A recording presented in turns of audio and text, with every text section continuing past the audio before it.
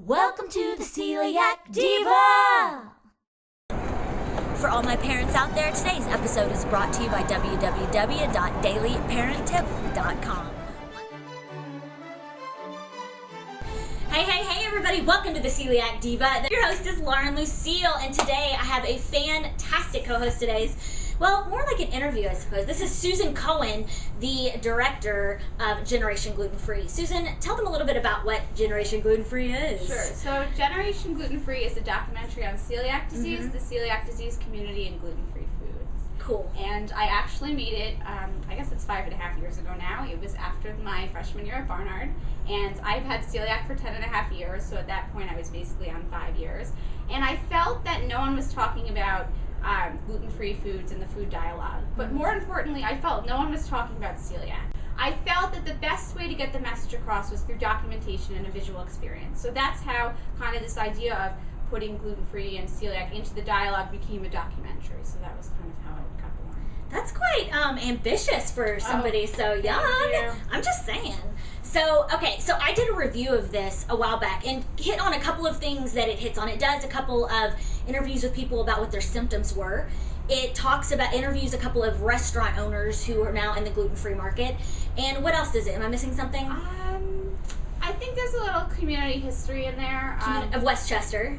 Yes, of the Westchester Celiac Spruce Support Group. I know.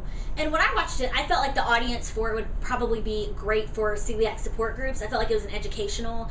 I felt like it was letting people that know they weren't alone. So I thought like gig groups, it would be really cool to snag one and watch them together. That's who I felt. It's very popular for that. I do get orders from groups. Sometimes I don't know a group orders it because I just get one person ordering it. Yeah. So if you've watched it as part of your group, please let me know. I always want feedback, but there are groups. I've never really experienced it with a group, so that would be really cool, but it is great for groups. Cool. I think the film fits now because as I said, the medical information hasn't changed. It's a lot of people, like Dr. Peter Green of the Celiac Disease Center at Columbia provides the medical foundation, but a lot of the symptoms are coming from people, and those symptoms don't change. There are people out there who are in need of diagnosis. People have family members who have those symptoms but are not listening to the family member, hey, get tested. And when they hear somebody else say it, it may click and say, that's me. So people telling their stories is never going to change, because what's great about our community is we're very vocal and we speak a certain way about our disease.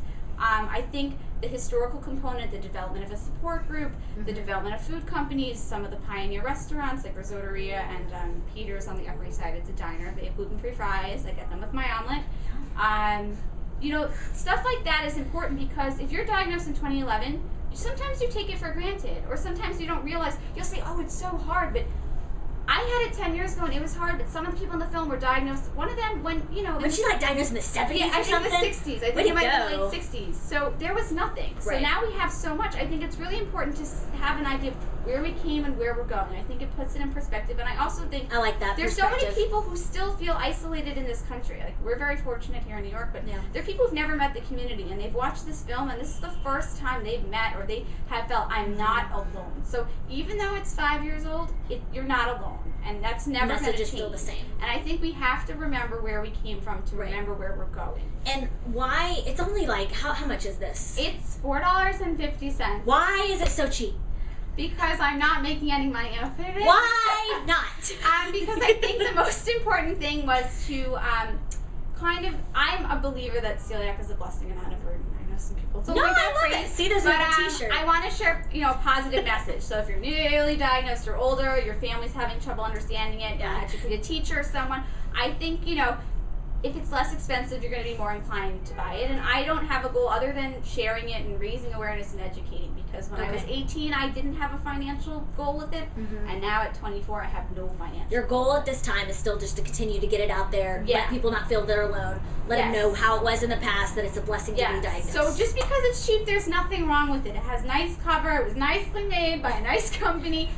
It's just, I do it along with my mom. We're giving Laura a shout out here. Hey! She's the shipping and handling department. You're awesome. And she's the producer. Laura, way to so some credit. Way to Laura go, was Laura. a celiac pioneer for me. You rock. All right, everybody, thank you so much, Susan. Thank you for coming in and talking with us. I appreciate it. Hope you guys have a fantastic gluten-free day, and we'll talk to you later. Bye! Toss, toss.